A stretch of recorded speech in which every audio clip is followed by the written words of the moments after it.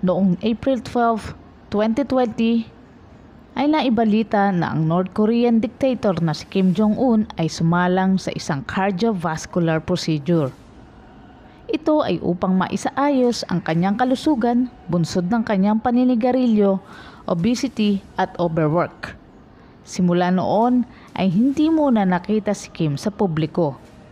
Absent si Kim Jong-un sa kaarawan ng kanyang lolo at siyang founder ng rehimeng Kim, na si Kim Il-sung noong April 15, 2020. Ang pagdiriwang na ito ay isa sa mga importanteng holiday ng bansa.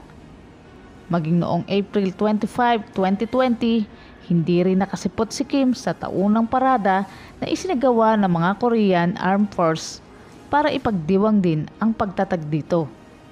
Dahil dito, nagsimula magkagulo ang mga tao sa Pyongyang, ang kapitolyo ng bansang North Korea. Ang mga residente ay nagsibilihan ng mga pangunahing nesesidad para sa animoy paghahanda sa inaasahang krisis. Marami tuloy ekspekulasyon na lumabas na ang North leader ay may malubhang karamdaman. May mga natanggap pang ang balita ang US officials at intelligence community tungkol sa di umano'y biglaang pagkamatay. Ngunit natuldukan ang agam-agam na ito nang noong May 1, 2020 ay muling nasilayan sa publiko si Kim nang dumalo siya sa isang ribbon cutting ceremony ng isang fertilizer factory sa Sancheon. Kung mamamatay o maparilisa dahil sa kanyang karamdaman si Kim, ito'y magiging malaking banta sa rehimen. Ang diktadoryang pamamalakad sa gobyerno ng North Korea ay nakasalalay sa maayos na pagsasali ng kapangyarihan sa bagong leader, na siyempre sa isa sa mga miyembro ng pamilya ng Kim.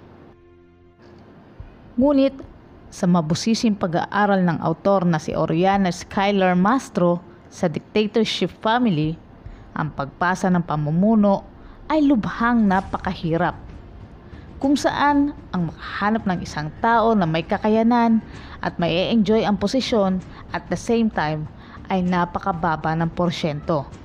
Ito'y dahil nga sa iilan lamang ang magiging kandidato rito, sapagkat nasa loob lamang ng pamilya ang mga ito. Terrible ang sitwasyon sa North dahil walang malinaw na ipapalit bilang successor si Kim. Damay sa pagbagsak ng rehimen ang rehiyon, ang paligsahan ng bansang US at China. Narito ang 5 bagay na dapat mong malaman kung lumala ang kalusugan o tuluyang pumanaw si Kim Jong-un. Ang mabilis na pagbagsak ng rehimen. Ayon sa mga pag-aaral, karaniwang karakter sa mga pamilyang diktadura ang isang mabilis at di inaasahang pagbagsak ng rehimen. Kadalasan, ang pagkawasak ay sadyang napakabilis na wala pang halos isang taon kapag ang isang rehimen ay makaranas ng isang krisis. Ilang dekada na ang lumipas simula na magsagawa ng kanilang mga ekspekulasyon ang mga eksperto patungkol sa tinatanaw na pagbagsak ng rehimen sa North Korea. Isang halimbawa rito ay ang pagkawala ni Kim Jong-un ng halos ilang buwan noong 2014 sa mata ng publiko. Naging interesante ng mga panahong yon ang mga usapin na may kinalaman sa kanyang kalusugan. Kung nangyari man ang di inaasahan, automatikong may pagsasalinan ng kapangyarihan ang 36 na taong gulang na diktador. Ito ay sapat na dahilan o pagkakataon marahil para makapagpasiklab ng malawakang krisis sa bansa. Ayon pa rin sa mga pagsasaliksik, ang rehimeng Kim ay tinuturing na isang historical anomaly. Tila mayroong hindi tama, sapagkat ayon na rin sa kasaysayan, simula pa ng panahon ng ikalawang pandaigdigang digmaan ay mayroon ng 18 pamilya ng diktadura ang pumosisyon at 12 rito ay bumagsak na. At ang kanilang pamumuno ay karaniwan lamang na nagtatagal ng 32 taon. At sa kabaliktaran ng rehimeng Kim ng North Korea, tumagal ito ng halos 70 taon o 7 dekada at nagbibilang pa. Ang bansang pinamumunuan lamang ng isang pamilya ay tumagal sa kabala ng malawakang kagutuman, krisis sa ekonomiya, international sanction, ang mahigpit o di halos pagpapahintulot ng NOCOR na makipagkalakaran sa ibang bansa, maging ang 2 beses na pagsasalin ng kapangyarihan. Ang mga nabanggit ay napakaliwanag na dahilan kung bakit dapat matagal na sanang bumulusok pababa ang rehimeng Kim. Ngunit hindi. At dahil nga sa isang karakter ng dictatorship ay mabilis at hindi inaasahang pagbagsak ng isang rehimen, ang hindi pagtatalaga ng tagapagmana ni Kim Jong-un ng kanyang trono ay di makakatulong sa pagpapatuloy ng rehimen. At ang napapabalita pang isang babae ang pinakapalapit na papalit rito. Ito ang kapatid ni Kim Jong-un na si Kim Yo-jong. Hindi eksperyensyado o sabihin ng walang kamalayan sa pagpapatakbo ng isang diktadurang bansa. Ang paghahanda ng US military para sa pagbagsak ng rehimeng Kim. May mga nabuo ng plano ang US military para sa 2 posibleng senaryo. Ang pag-atake ng North Korea laban sa South Korea at sa pagbagsak mismo ng North Korea. Sa mga balita, dilingid na ang US ay nagsasagawa ng ilang beses na taunang joint exercises sa mga taga-South Korea, isang estratehiya na masusubok sa kahandaan ng 2 bansa at maging pagpapahusay sakaling dumating sa ganitong klase ng sirkumstansya. Ang alyansa ng Amerika at South Korea ay malakas dahil na din ito sa patuloy nilang pinagbubuti ang pinagsanib na pagsasanay para sa mga epektibong operasyong militar ng 2 bansa.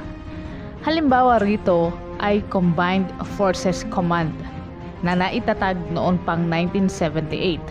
Ito ay binubuo ng pantay na bilang ng mga opisyales ng US at South Korea military. Nakapaloob sa CFC structures and processes ang pagpapahintulot sa parehas na bansa na makapagtaguyod ng isang malakas na pagsasama-samang operasyon. Ito ay estratehiya para sa isang mas mabilis at maayos na military decision making kaysa kung may pagkakaiba o may kanya-kanyang desisyon ang 2 bansa. Yun nga lamang at magpahanggang sa ngayon ay di pa rin nare-resolba ang usapin ng pagsali ng kontrol sa wartime mula sa US tungo sa SOCOR. Tinataya na aabutin pa ng ilang taon bago ito tuluyang makuha ng South Korea. Ang ikatloy, kailangan ng seguridad para sa mga armas nuklear. Haharap sa maraming pagsubok ang bansang US at SOCOR sakali man na bumagsak ang North Korea. Ngunit ang pagligtas sa mga armas nuklear at pagwasak sa mga pasilidad na may kaugnayan sa paglikha nito ay siyang dapat na iprioridad. Ang estratehiyang ito ay naglalayon na maiwasan ang muling makagawa ng mapanirang armas na ito. Iniiwas din ang magkaroon ng kaalaman ang mga susunod kay Kim Jong-un sa paglikha naman ng mga esensyal na materyales na ginagamit sa pagbuo ng armas. Sa senaryong bumagsak na nga ang diktadurang bansa, ang US ay malamang na magtayo o magposte ng cordon sanitaire sa buong bansa para maiwasan ang pagtakas ng mga materyal na gamit sa paggawa ng nuklear. At upang maiwasan din na mapunta ito sa kamay ng mga terrorist organization at maging sa mga tiwaling hahalili sa bansang NOCOR. Ang North Korea ay tinatayang may 20 hanggang 60 nuke weapon. May nasa tantyang 75 to 320 kilo ng mataas na uri ng uranium, 39 na nuclear sites at 49 missile sites na siyang bentahin ng North Korea sa kanilang missile technology. May kakayanan sila na mapatamaan ng kanilang nuclear ang mga bansang South Korea at Japan at kahit pa ang nasa malayong bansa ng US. Si Kim o ang successor nito ay posible at malayang gamitin ng mga nuclear weapon bilang huling resort nila para mahadlangan ang pagpasok ng mga kalaban na sumisigurado sa agarang pagbagsak ng kanilang rehimen. Ang posibleng pagkilos ng Chinese military. Ang malaking kahaharaping suliranin ng US sa pagbagsak ng North Korea ay hindi nila naisama sa plano ang posibleng pakikialam ng mga Chinese forces rito. Dahil ang North Korea at China ay kilalang magkakampi, posibleng lahat ng aksyon ng China ay papabor sa NOCOR. Isa pang maging concern sa mga Chinese military ay ang pagsesigura ng mga armas nuklear. Priority rin ng bansang China ang geopolitical competition laban sa US. Kaya't natukoy ang posibilidad na makialam ang militar ng China. Layunin kasi nito na mapalawak ang kanilang impluwensya sa mga rehiyon. Sakali man na sumabog ang sigalot sa Korean Peninsula. Ang kamakailang military training exercises ng China maging sa statement ng bansa ay tumutukoy sa pinahigpit na preparasyon. Bukod rito, mas malamang na mas mauna ang mga Chinese na makapasok sa mga nuclear facilities ng NOCOR kaysa sa South Korean at US troops. Ito ay dahil malapit lamang ang lokasyon ng China at ng North Korea. At ang posibilidad din na madaling mapapasuko ng Chinese troops ang North Koreans. Dahil nga sa malapit lamang sa isa't isa ang dalawang bansa at nagsasalo pa sila sa isang border. Ito ay nagsisilbing oportunidad sa China para sa mas mabilis na pagkalap ng impormasyon rito. Sa puntong ito, nararapat na ikonsidera ng US ang posibleng pakikialam ng China. At mas maigting na pagmamanman sa anumang senyales ng paghina ng Pyongyang. Ang paghina ng Amerika sa Asya. Hindi naman sa pagmamalabis, ngunit ang nakasalalay na lakas o kahinaan ng US laban sa China ay nakadepende kung paano i-handle ng US ang posibleng pagbagsak ng North Korea. Hindi kasi gaya ng China na sila ay residente ng Asya. Ang US ay dumidepende lamang sa mga kaalyadong bansa sa kontinente. Sa trabaho ng presidenteng si Donald Trump ng Amerika na urong-sulong sa stand niya sa bansa ni Kim. Minsan nitong hinamon ang North Korea at minsan din nitong pinapurihan si Kim Jong-un. Pumapangahulugan lamang ito sa kanilang kaalyado na walang tiyak na plano ang US sa posibleng sigalot.